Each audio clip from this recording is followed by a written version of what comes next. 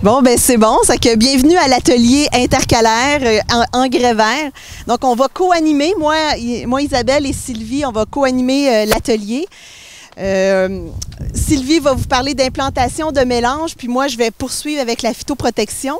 Puis autour de nous, on est entouré de parcelles que vous allez pouvoir visiter après notre atelier. Des parcelles dans les céréales avec du trèfle, puis des parcelles régras et seigle à ma droite dans le maïs. Donc, je me présente, je suis Isabelle Martineau, je suis conseillère pour le club conseil Gestrisol à Granby. En fait, je suis conseillère dans des clubs conseils en agro-environnement depuis plus de 20 ans. Puis la notion phytoprotection m'interpellait parce que je fais aussi du mentorat auprès de mes collègues de travail en phytoprotection. Donc voilà. Donc je laisse le soin à Sylvie de se présenter puis elle va poursuivre l'atelier. Je te laisse le soin de tenir la pancarte. Oh, on est rendu avec un micro maintenant. J'avais même pas remarqué. Bien, bonjour tout le monde. Ça, vous êtes un gros groupe. Mais bon. Alors... Je me présente, Sylvie Thibodeau, agronome avec le club du bassin Rivière-la-Guerre dans Montérégie-Ouest. Je dis toujours que je travaille dans le Far West du Québec, Sainte-Anicette, Sainte-Agnès-de-Dundee, la pointe sud-ouest du Québec, avec un club qui est fondé depuis 1997. Et on travaille beaucoup avec tout ce qui est culture de couverture, que ce soit en intercalaire ou en culture de couverture à la dérobée. Donc, c'est un peu toute cette expérience-là que je vais venir partager avec vous autres aujourd'hui. Et là, il faut que je tienne le micro et m'appelle. En fait, je veux juste commencer en vous disant que pourquoi on parle de culture de couverture? Parce qu'au début, là, c'est pas nouveau, mais on voulait mettre des choses en intercalaire. C'était souvent pour réduire l'érosion ou après une culture de céréales, bien, on se disait on va encore là couvrir le sol, réduire l'érosion, capter les éléments fertilisants. Mais on s'est rendu compte que c'est beaucoup plus que ça, les cultures de couverture. L'objectif, là quelqu'un s'est accroché dans ma motte, là, mais l'objectif, là, c'est d'avoir des racines dans le sol. Parce que les racines, c'est là que les micro-organismes du sol sont. Je ne sais pas si vous avez déjà entendu dire qu'il y a plus du quart de la biodiversité de la planète qui est dans le sol. On voit les vers de terre, mais tout le reste, tout ce qui est nématodes, champignons, bactéries qu'on ne voit pas, mais ils sont là. Et toute cette vie du sol-là, toute cette activité biologique du sol-là est vraiment sur et autour des racines. Et c'est ça qui va améliorer la fertilité naturelle du sol, entre autres, et plein d'autres paramètres. Et ça, on a commencé beaucoup à réaliser ça, nous autres, je vous dirais, avec un projet en 2009.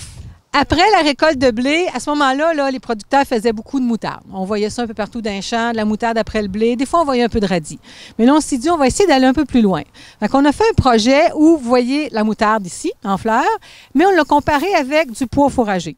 Le pois, ça coûtait beaucoup plus cher à semer, mais on s'est dit, bien, on va essayer, on va voir ce que ça fait. On a fait des petites parcelles, un dispositif expérimental. On a travaillé avec Gilles Tremblay du Sérum, où on a voulu regarder l'année suivante l'impact du retour de moutarde versus le retour de pois sur notre maïs.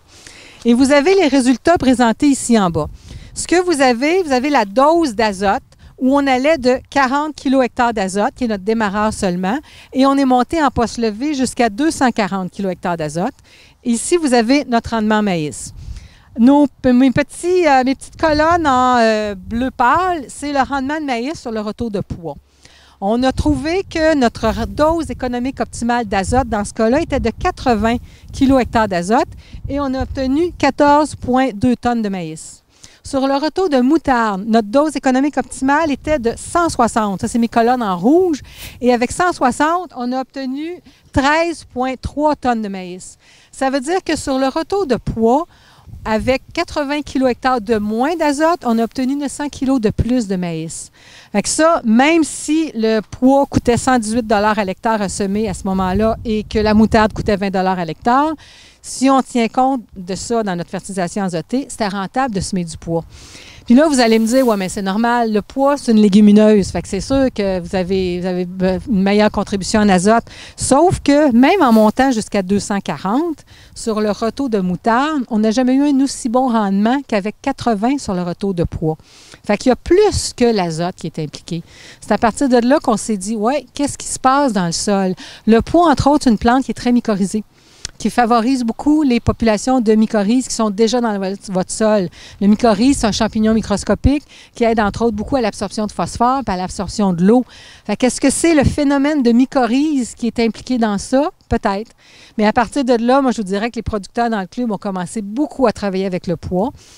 Et on a commencé depuis 2 ans à mettre à jour un peu ces données-là avec d'autres espèces à la dérobée et aussi en travaillant, en utilisant notre pois dans lequel on rajoute 1 kg de radis et on diminue le taux de semis du pois.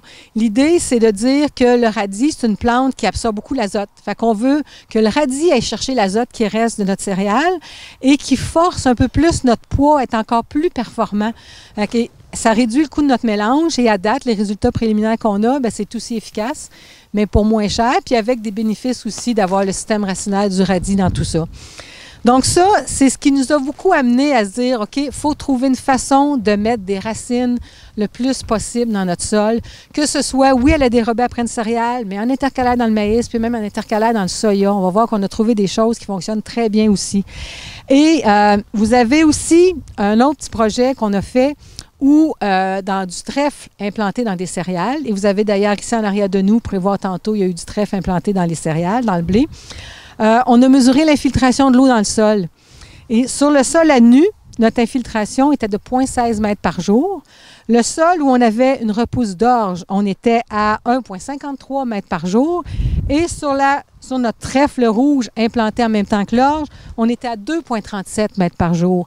Quand on sait qu'une grande partie de nos sols ont des problèmes d'infiltration de l'eau parce qu'il y a une mauvaise structure, parce qu'il y a de la compaction, bien, je pense qu'une partie de la solution, c'est peut-être dans les racines et pas nécessairement dans la machinerie et dans le redrainage. Fait que c'est quelque chose à penser, à implanter. Et donc, une autre façon de mettre des racines dans le sol, c'est, ici, c'est en noir et blanc, mais c'est du raigrasse en intercalaire dans le maïs. Un des gros avantages du raigrasse, c'est son système racinaire vraiment impressionnant, qui descend en profondeur, et toute la végétation qui améliore beaucoup la portance de la batteuse à l'automne. Ça, c'est un des critère que mes producteurs aiment beaucoup, c'est la portance de la machinerie grâce au système, à toute la verdure du raigrasse. Et le raigrasse est une plante qui ne compétitionne pas le maïs. Quand il commence à faire chaud, le raigrasse, il ralentit, puis c'est là que le maïs part. Fait que ça fait un beau mélange. Par contre, je pense qu'il faut aller plus loin que ça aussi. Parce que le raigrasse, c'est une graminée qu'on met dans une graminée. Fait que ça a sa place, mais je pense qu'il faut voir vers autre chose. Je pense que les cultures intercalaires, c'est une belle façon d'améliorer notre rotation. Donc, c'est là que j'en viens à mon autre poster. Je me déplace. Ou dans les petites parcelles à la main, depuis plusieurs années, on a essayé plein de choses. On a essayé, je vous ai d'ailleurs apporté ici des petits pots avec toutes sortes de semences, toutes sortes de possibilités de semences qui peuvent se mettre à la dérobée, en intercalaire. On les a classés surtout, là, ils sont peut-être plus classés parce qu'ils se promènent, là, mais on les avait classés entre autres par des légumineuses, des graminées, des crucifères puis les autres familles. Mais j'aurais pu les classer par celles qui améliorent le plus l'infiltration de l'eau, celles qui récupèrent le plus le phosphore, celles qui améliorent le plus la disponibilité d'autres éléments. Chacune a son rôle, chacune a son objectif, tout dépend, mais les possibilités sont nombreuses. Et vous avez ici, donc, un radis fourragé qui est très intéressant point de vue de sa racine pour améliorer l'infiltration de l'eau dans le sol. Vous avez ici, justement, mon mélange pois et radis, dont je vous parlais tout à l'heure, qu'on peut utiliser à la dérobée. On a commencé à travailler avec des kales aussi. Les kales, c'est aussi une crucifère, mais qui résiste beaucoup plus au froid. Fait que dans certains contextes, ça peut être intéressant. Si on sème tard, ça s'implante peut-être un peu plus lentement, mais ça peut résister à des moins 20, par exemple. Fait qu'il y a des possibilités là, incroyables de ce côté-là. L'avoine noire, qui est une avoine que les Américains utilisent, entre autres, beaucoup parce que les résidus peuvent aider au réchauffement du sol. La facélie. Est-ce que vous connaissez la facélie? Qui appartient complètement à une autre famille, la famille des hydrophilacées. On ne cultive pas de plantes de cette famille-là. Donc, l'idée, c'est de travailler avec une nouvelle famille qui, moi, je pense, va pouvoir améliorer plus encore l'activité biologique du sol puis plus servir au niveau des rotations. La facélie coûte cher, mais on peut en utiliser une petite partie d'un mélange. En intercalaire dans le maïs, les Allemands l'utilisent et a réussi quand même assez bien. Les abeilles l'adorent aussi. Fait que ça a des avantages. Ça résiste à moins 10. Fait que ça peut se semer quand même aussi tard. Ici, vous avez un mélange de 7 espèces, entre autres avec du tournesol. On commence à travailler avec des mélanges. L'idée, c'est que ça a été démontré que quand notre mélange est bien fait, qu'on va avoir plus de bénéfices au total, plus de biomasse que si on prenait nos espèces séparées. Fait qu'encore là, quand on fait des mélanges, c'est de travailler avec des grosseurs de semences compatibles, travailler avec différentes espèces, certaines qui restent au sol, certaines qui vont grimper sur d'autres. Je donnais l'exemple tantôt du sarrasin, qui était une culture de couverture qu'on utilisait, mais qu'on utilise très peu, beaucoup moins maintenant, parce que dès qu'il annonce du gel, le sarrasin meurt. Mais un mélange, c'est super intéressant, parce qu'elle va s'établir vite, elle va aider à compétitionner contre les mauvaises herbes, puis à un moment donné, oui, elle va mourir quand il fait froid, mais elle va laisser la place aux autres, puis elle va avoir fait son travail. Le sarrasin, c'est mycorhizé, ça récupère le phosphore, fait que ça peut être intéressant. Au niveau des cultures intercalaires, encore là, il y a tout un monde. Il y a le régras et le seigle, comme on parlait tout à l'heure. C'est deux plantes avec des objectifs très différents. Il y a le festulolium, qui est un croisement entre la fétuque et le régras, qui s'implante très bien, qui va survivre à l'hiver. Le trèfle incarnat, qui est un trèfle biannuel, qui se comporte surtout comme un annuel, mais qui en intercalaire dans le maïs, encore là, va très bien. Il y a tout un monde dans les trèfles. Là. Il y a un autre aussi, le trèfle Alexandrie, qui est un trèfle annuel, qui lui aussi va bien intercalaire dans le maïs. Contrairement, moi j'aime moins les trèfles vivaces dans le maïs, qui s'établissent très lentement et qui ont peut-être moins de bénéfices comparativement à des trèfles biannuels et annuels. La veste velue aussi, qui est une légumineuse avec un très beau système racinaire et qui s'implante bien en intercalaire. Ici, vous avez un trèfle rouge. Les vivaces ont aussi leur place, mais lui a été mis justement dans de l'orge. Donc, s'établit plus lentement, mais en fin de saison, c'est là qu'il est. Puis on a vu son impact sur l'infiltration de l'eau. Le pois fourragé. Le pois fourragé en intercalaire dans le maïs aussi. Pas à la volée, plus semé. On va parler de cet aspect-là après, mais qui peut faire une très belle couverture, une très belle biomasse. Et ici, vous avez un trèfle Luya dans du soya. On a fait depuis quelques années, différentes petites parcelles, différents essais de trèfle en intercalaire dans le soya. Il y en a qui, comme exemple, le trèfle incarnat, le trèfle Alexandrie, des trèfles qui se développent rapidement et qui viennent aussi haut que le soya et qui nuisent et qui ne sont pas du tout intéressants. Par contre, le trèfle alsique aussi vient trop haut. Par contre, ici, trèfle Luya, trèfle blanc nain et lotier. Semé à 2 trifoliés du soya à la volée, ça réussit très bien. J'ai des producteurs qui le font maintenant sur des grandes superficies, dans du soya conventionnel ou dans du soya IP. Ça ne nuit pas du tout au battage. Ils vont changer leur développement, ils vont rester beaucoup plus au niveau du sol et vont avoir un très beau système racinaire par contre. C'est comme s'ils mettaient beaucoup plus leur énergie dans les racines que dans la partie aérienne. Là, le défi maintenant, puis on a commencé des essais là-dessus, c'est de voir qu'est-ce qu'on en fait une fois qu'ils sont implantés. Les producteurs qui en font, moi, ce qu'ils aimeraient, c'est être capables de le garder dans leur maïs l'année suivante, de les contrôler suffisamment pour donner toute la place au maïs, mais qu'à un moment donné, ils reviennent en saison puis qu'ils continuent à se développer.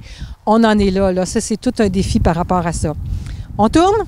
Je veux en venir au fait que quand on veut travailler avec d'autres espèces que le régras, que le seigle, que d'autres espèces ça se sème bien à la volée, mais si on veut aller plus loin, travailler avec des espèces qui appartiennent à d'autres familles, mais qui peuvent avoir des grosses semences, qui peuvent être plus dispendieuses, je pense que c'est là qu'il faut en penser à venir à semer aussi nos intercalaires. Puis en septembre 2015, on est allé avec un groupe de producteurs en Pennsylvanie.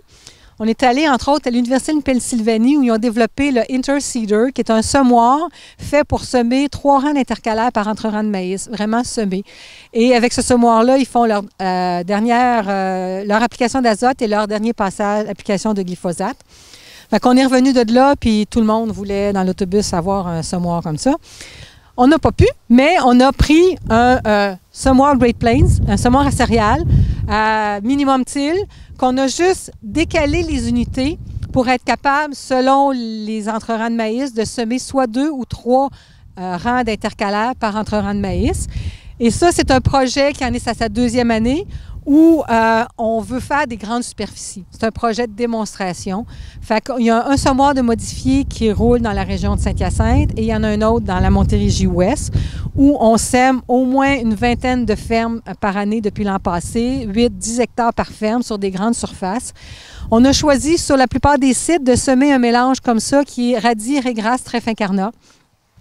Et ce qui est intéressant, vous voyez sur ce site-là ici, c'est vraiment le radis avec un peu de régras qui domine. Et pour le même mélange, sur un autre site, c'est le trèfle incarnat qui a dominé. Je ne serais pas capable de vous dire pourquoi, mais ça laisse croire, ça laisse entendre que c'est une bonne idée de travailler avec des mélanges parce que selon le champ ou selon l'endroit dans le champ, ça ne va pas s'exprimer de la même façon. On a aussi semé en intercalaire du kale avec ce semoir-là. On a fait des grandes parcelles aussi. La facélie, je vous disais, qui est impressionnante et qui réussit très bien. Du pois fourragé et plein d'autres espèces. L'idée, c'est que, comme je vous disais tout à l'heure, si on veut y aller avec des mélanges, des espèces plus dispendieuses, différentes, là, je pense qu'il faut vraiment penser à les semer plutôt que les mettre à la volée. Et dans ce cas-là aussi, comme on sème, que la semence est mise sur environ 60 de la superficie plutôt qu'à la volée où c'est mis sur 100 on réduit notre taux de semis de 60 on sème 60 Ce mélange-là, normalement, est recommandé en intercalaire à 20 kg à l'hectare, mais on le sème à 12. Fait que ça nous permet de réduire les coûts. Fait que le mélange nous revient à 58 $ l'hectare, qui est à peu près le coût d'un raigrasse qui coûte entre 50 et 55. Fait que ça nous permet d'aller avec d'autres espèces. Ça nous permet d'être moins dépendant des conditions climatiques. Fait que c'est l'idée en arrière de tout ça.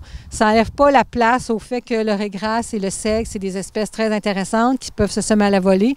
Mais si on va aller plus loin, peut-être plus en termes de rotation, en termes de contrôle des maladies, mais c'est des options qu'il faut envisager. Avec un semoir, c'en est une, mais il y a plein d'autres systèmes aussi qui ont été développés maintenant pour semer les intercalaires. Avant de passer la parole à Isabelle, je veux juste vous inviter aussi, si c'est un sujet qui vous intéresse, à aller sur Facebook Culture de couverture Québec. Peut-être vous connaissez déjà. On a créé une page privée il y a peut-être 1 an et demi maintenant. L'idée, c'est qu'on sait qu'il y a plein de gens qui font différents essais. C'est de mettre ça en commun. Fait qu'on est maintenant au-dessus de 1000 membres. Vous allez sur Facebook, vous tapez Culture de couverture Québec, vous nous faites une demande d'amis.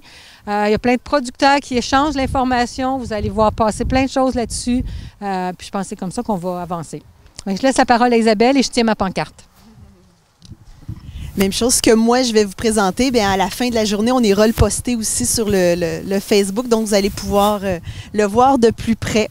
En fait, je pense que Sylvie vous a probablement convaincu, je m'avance, là, mais des vertus au niveau des racines, le recyclage des éléments fertilisants peut être intéressant dans des régions comme la mienne qui sont en surplus de fumier. Bien, des cultures qui poursuivent leur croissance jusqu'à l'automne peut être intéressant. Au niveau érosion, peut être intéressant aussi de garder ces cultures-là vivantes le plus tard possible.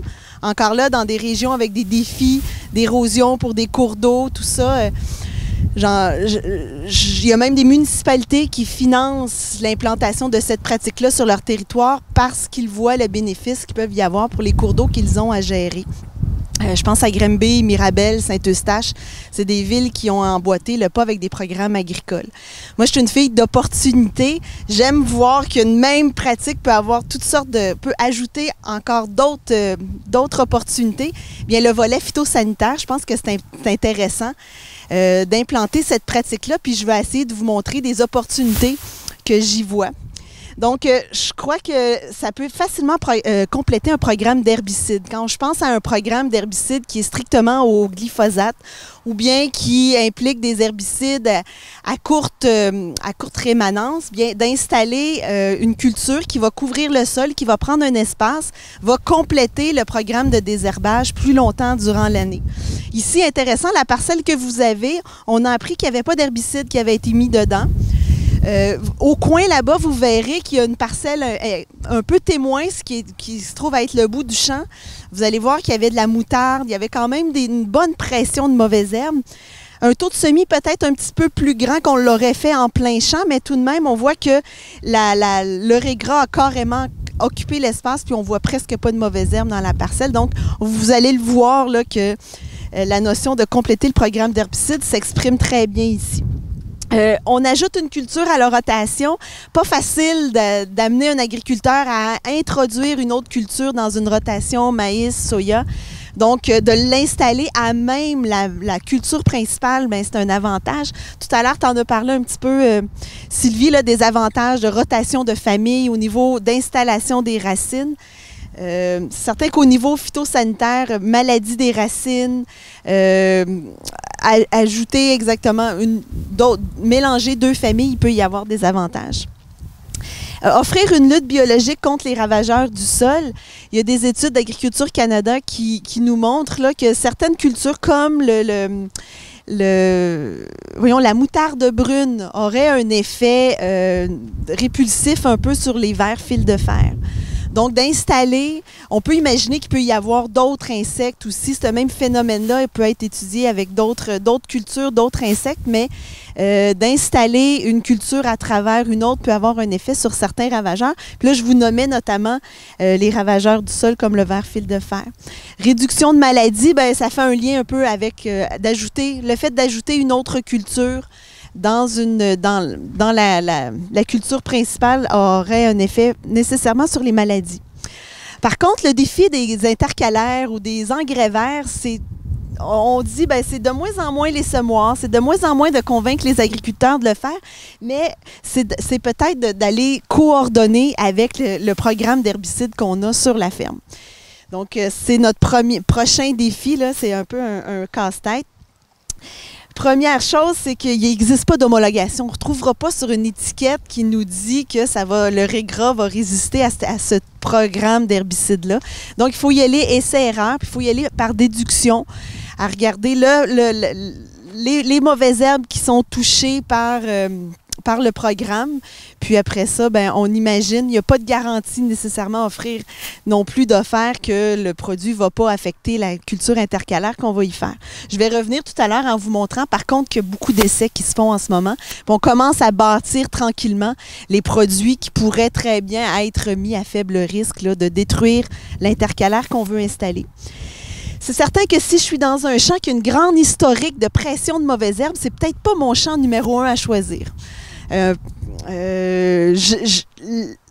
Quand je vous disais que ça va compléter très bien un programme d'herbicide, c'est certain que si je suis dans une année sec, si mon implantation c'est pas très bien fait, c'est certain que je peux peut-être il fera pas le rôle que je lui que je m'attendais de lui en l'installant.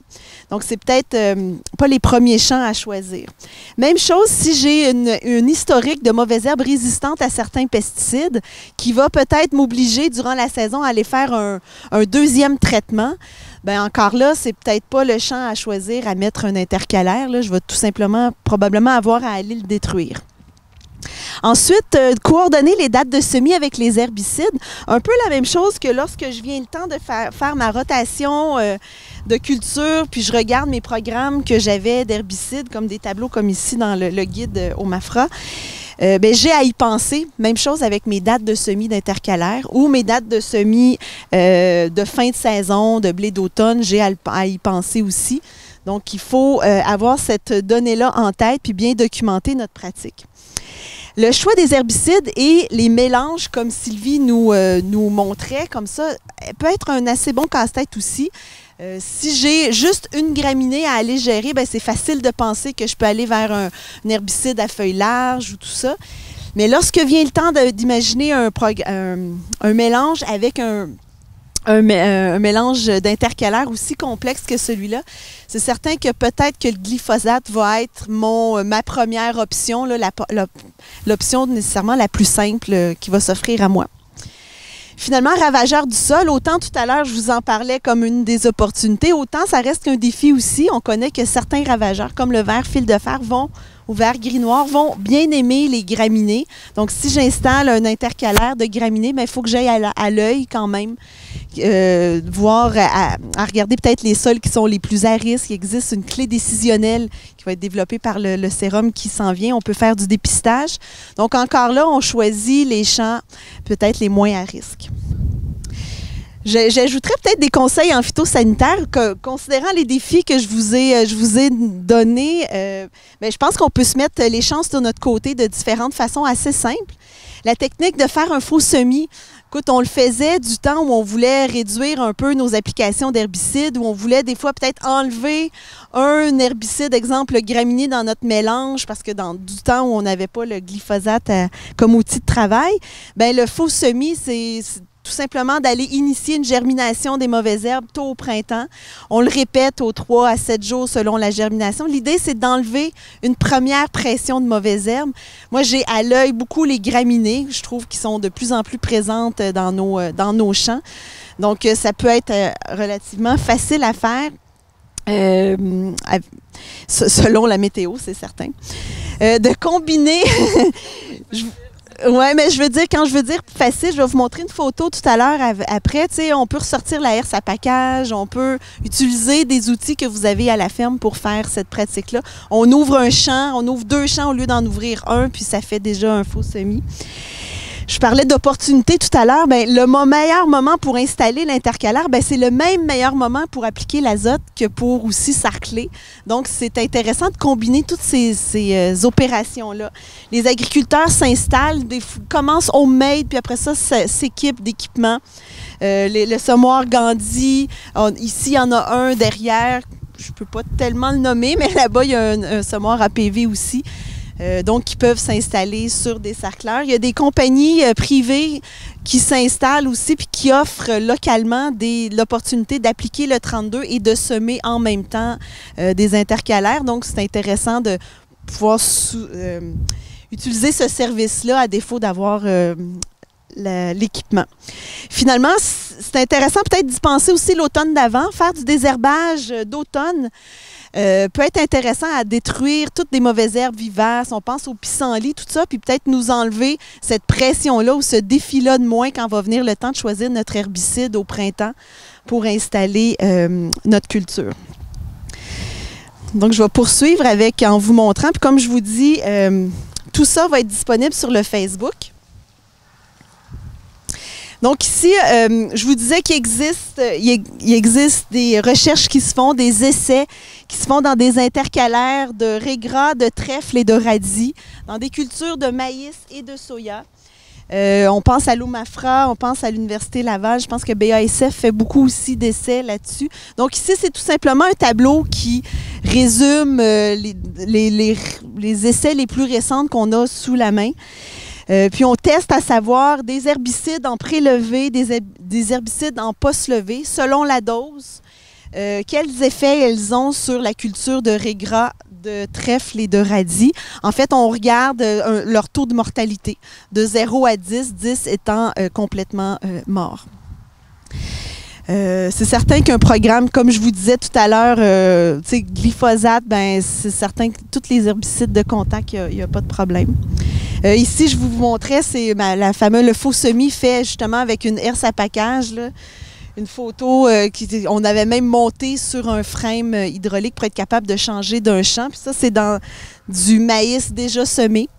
Donc, on le passait après l'avoir semé. On sait que le maïs prend 10 jours à lever. T'sais. Donc, les 2-3 prochains jours, on s'assure que le germe est à moins d'1 pouce du sol. Puis, écoute, du temps, là, on était capable d'enlever un herbicide comme l'accent, l'ultime. On enlevait carrément un graminé. Photo de la naudière. Donc, ça complète un peu ce que je voulais vous apporter au niveau des défis, opportunités et défis en phytoprotection.